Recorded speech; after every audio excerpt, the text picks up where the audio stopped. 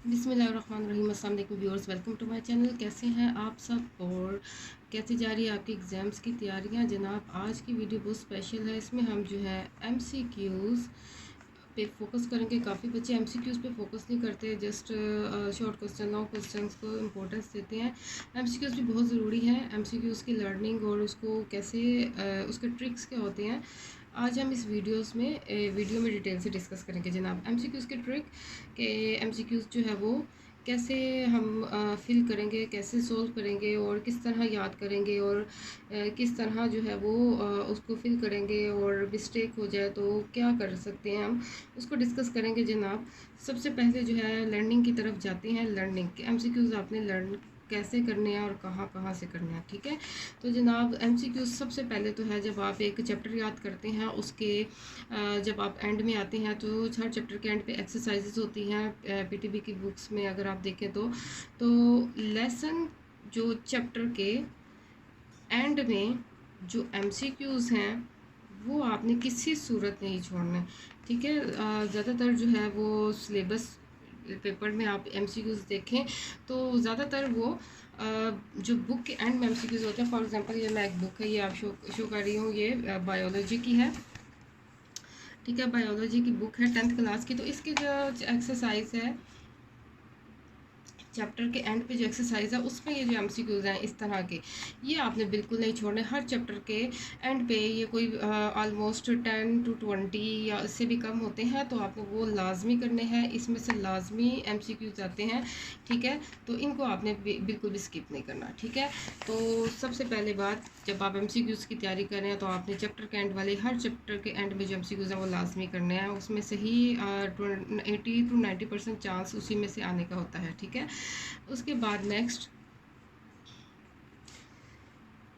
आपने कहाँ से एमसीक्यूज़ करने हैं, पास्ट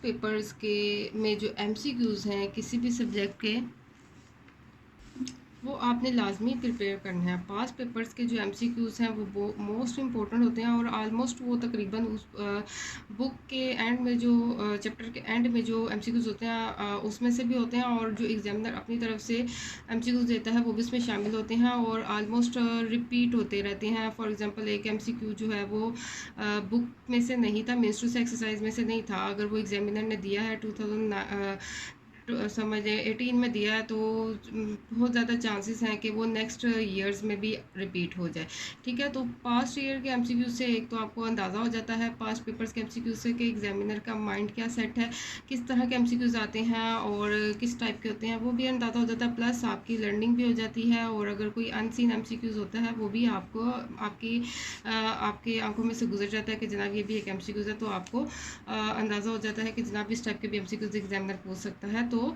पास्ट पेपर्स के एमसीक्यूज़ जो है बार बार रिपीट होते हैं, इंपॉर्टेंट होते हैं। जैसे कहते हैं ना, आप कहते हैं कि मोस्ट इंपॉर्टेंट क्वेश्चन क्या है, मोस्ट इंपॉर्टेंट एमसीक्यूज़ क्या है जो हम तैयार करें, तो जनाब वो पास्ट पेपर्स के एमसीक्यूज़ होते हैं। पास्ट पेपर्स के शॉर्ट क्वेश्चन या लॉन्ग क्वेश्चन पे हम फिलहाल डिस्कशन नहीं करें, हम एमसीक्यूज़ की बात करें। तो पास्ट पेपर्स के एमसीक्यूज़ मोस्ट इंपॉर्टेंट एमसीक्यूज़ हैं, वो आपने बिल्कुल स्किप नहीं करना है, वो लाजमी आपने ऑलमोस्ट 5 ईयर्स के जो आपके पास पेपर्स हैं उनको लाजमी गो थ्रू कर लीजिए, ठीक है। तो इंशाल्लाह इसमें से ही एमसीक्यूज़ आएंगे, ठीक है। तो ये लर्निंग आपकी है, ठीक है, चैप्टर के एंड के एमसीक्यूज़ और पास्ट पेपर से। और इसके अलावा जो है रीडिंग, जब आप कोई भी टॉपिक जो है वो लर्न कर रहे हैं, रीड कर रहे हैं, फॉर एग्जांपल जब आप एक टॉपिक जो है वो रीड कर रहे हैं, मैं आपको दिखाती हूँ, ये देखें जनाब, ये आप एक टॉपिक रीड कर रहे हैं, तो रीड करते हुए अगर आपको एक बात इंपॉर्टेंट लगी, आपके माइंड में आया है कि जनाब इसको वो एज एमसीक्यूज़ भी डिस्कस कर सकता है, पूछ सकता है कोई भी इंपॉर्टेंट बात को, तो आप उसको जस्ट अंडरलाइन कर लें, पेंसिल से कर लें या हाईलाइटर से कर लें, बुक गद्दी ना हो तो सिंपल पेंसिल से कर लें। तो जब आप रिवीजन कर रहे होंगे, याद कर रहे होंगे, तो आपको नज़रों से गुजरेगा कि जनाब ये इंपॉर्टेंट बात थी उस वक्त, तो ये मैंने लाजमी देखनी है। तो उसको भी आप अपने माइंड में बिठा लें और आपने ये इस तरह की इम्पोर्टेंट पॉइंट्स जो है वो ड्यूरिंग स्टडी या आप पेपर्स की तैयारी कर रहे हैं या आप अपने सेशन के दौरान स्टडी कर रहे हैं, जो भी टॉपिक पढ़ रहे हैं किसी भी सब्जेक्ट है, तो उसमें जो इम्पोर्टेंट बात होती है उसको पॉइंट आउट कर लिया करें, उसे हाईलाइट कर लिया करें, ताकि आपके जब आप उसकी रिवीजन कर रहे हो तो आपकी नज़र से दोबारा गुजर जाए, या एग्ज़ाम्स की तैयारी कर रहे हो और तो वो भी आपकी नज़र से गुजर जाए और आपके दिमाग में बैठ जाए, और अगर उसका MCQ आ जाए तो आप इजीली उसको फिलअप कर सकें। ठीक है, तो हाईलाइटिंग, जब आप रीड कर रहे हो तो हाईलाइट कर लें इम्पोर्टेंट पॉइंट को। ठीक है, तो वो एज ए MCQ आ सकता है, अगर वो आपको इम्पोर्टेंट पॉइंट लगता है तो आप हाईलाइट कर लें और उसको लर्न कर लें। ठीक है, नेक्स्ट जो है लर्निंग में डेफिनीशंस। ठीक है, डेफिनेशंस मोस्ट इंपॉर्टेंट है। एक तो वैसे भी आपने शॉर्ट क्वेश्चंस के लिए याद करनी होती हैं, तो डेफिनेशन से ज़्यादातर MCQs आते हैं। कोई भी किसी भी टॉपिक पे, किसी भी सब्जेक्ट का कोई भी टॉपिक आप पढ़ रहे हैं तो उसकी डेफिनेशन हमेशा अच्छी तरह पढ़ें। एक तो शॉर्ट क्वेश्चंस के भी जो कवर हो जाते हैं, दूसरा MCQs भी आलमोस्ट जो है डेफिनेशन में से बन के आते हैं।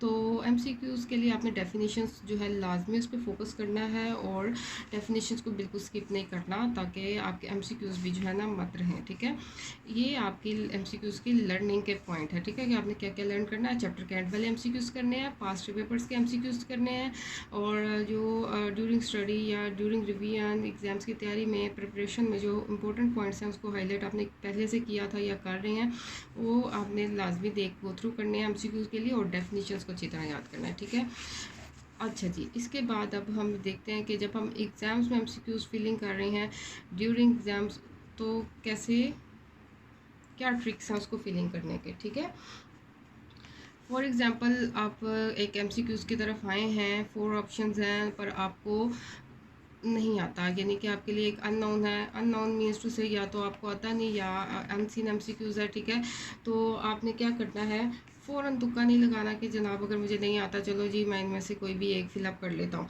तो आपने क्या करना है, सोचना उसको, उस पॉइंट पे, उस टॉपिक पे सोचना है जो आपने पढ़ा है, जो आपको बिल्कुल क्लोज पॉइंट लगता है, वेरी क्लोज पॉइंट लग रहा है, तो आपने उसको टिक कर लेना, उसको फिलअप कर लेना। ठीक है, उसको फिल करना है। ये नहीं कि अगर आपको नहीं आता तो उसको सोचे भी ना, उसको समझे भी ना, आप कहें कि जनाब मुझे नहीं आता तो मैं कोई भी अपनी तरफ से तुक्का लगा लेता हूँ। तो ठीक है, तो जनाब आपने इसको तुक्का नहीं लगाना, आपने उस पर ज़रा गौर करना है, 2-3 मिनट उसके लिए निकालें, उसको पढ़ें, उसको उस टॉपिक पे सोचें कि इस टॉपिक पे मैंने क्या क्या पढ़ा था। अगर आपको उससे कोई भी मिलता जो तलफ़्फ़ुज़ कोई क्लोज वर्ड लग रहा है तो आप उसको उस पॉइंट, उस जो है वो ऑप्शन को फिल कर लें। ठीक है, फ़ौरन तुक्के मत लगाएं, थोड़ा सा उसको समझे भी।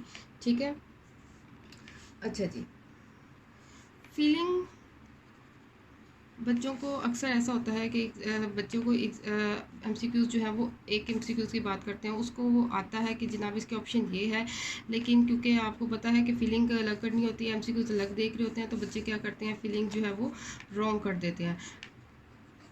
चाहे वो आपको आता है चाहे वो नहीं आता, लेकिन फीलिंग गलत कर दी है, तो इस वजह से आपका एक नंबर कट गया। ठीक है, तो जनाब आपके पास जब ऑप्शंस हैं तो आपने बेध्यानी में फीलिंग नहीं करनी, ओवर स्मार्ट नहीं बनना कि जनाब ये तो मुझे आता है मैं जिस पे मर्ज़ी फीलिंग कर लूँ, तो आपने ऐसा नहीं करना। आपने बहुत ध्यान से, आपको आता है अच्छी तरह से 2-3 दफ़ा देख के कि जनाब यही इसका ऑप्शन बन रहा है, तो उसको फिर आपने फ़िल करना है। जल्दी जल्दी से फ़िल नहीं करना। एक बार आपने गलत फ़िल कर लिया, आपको ठीक आता था, नहीं आता था, पर वो एक रॉन्ग हो गया। ठीक है, बहुत ध्यान से देख के समझ के फ़िल करना है। कोशिश कर रहे हैं जब आप एक MCQ रीड कर रहे हैं तो आप उसका ऑप्शन देख लें कि इसका ऑप्शन बी है, तो फिल करते हुए नंबरिंग भी ध्यान से देखें कि वो उसका नंबर 7 है, तो आप 7 पे ही फ़िल कर रहे हैं। ठीक है, बिल्कुल ध्यान से देखना है, क्योंकि बबल्स साथ साथ होते हैं तो कोई मिस्टेक हो सकती है, तो नहायत एहतियात के साथ जो है फिलिंग करें। नेक्स्ट, अगर आप MCQs फिल कर रहे हैं और आपसे गलती से गलत MCQs फिल हो गया, ठीक है, आपको आता ठीक था पर आपने फिलिंग गलत कर दी, बेध्यानी में आपने बी की जगह सी को कर दिया, या आपका क्वेश्चन 6 था और आपने 7 में कर दिया, या 7 का था 6 में कर दिया, ठीक है, यानी गलत फिल कर लिया, तो जनाब अब इसका कोई हल नहीं, कोई सलूशन नहीं। इस पर अब आप क्या डबल फिलिंग मत कीजिए, एक को क्रॉस और दूसरे को टिक मत कीजिए, तो इसका कोई हल नहीं है। इस पर टाइम वेस्ट करने की ज़रूरत नहीं, गलत हो गया तो जनाब अब गलत हो गया। अब आपने इसको ठीक करने की ज़रूरत नहीं है, और कंप्यूटराइज चेकिंग होगी तो गलत है तो गलत पे ही आएगा, डबल फिलिंग पे भी गलत आएगा, रॉन्ग फिलिंग पे भी गलत आएगा, तो अब आप इसको छोड़ दीजिए।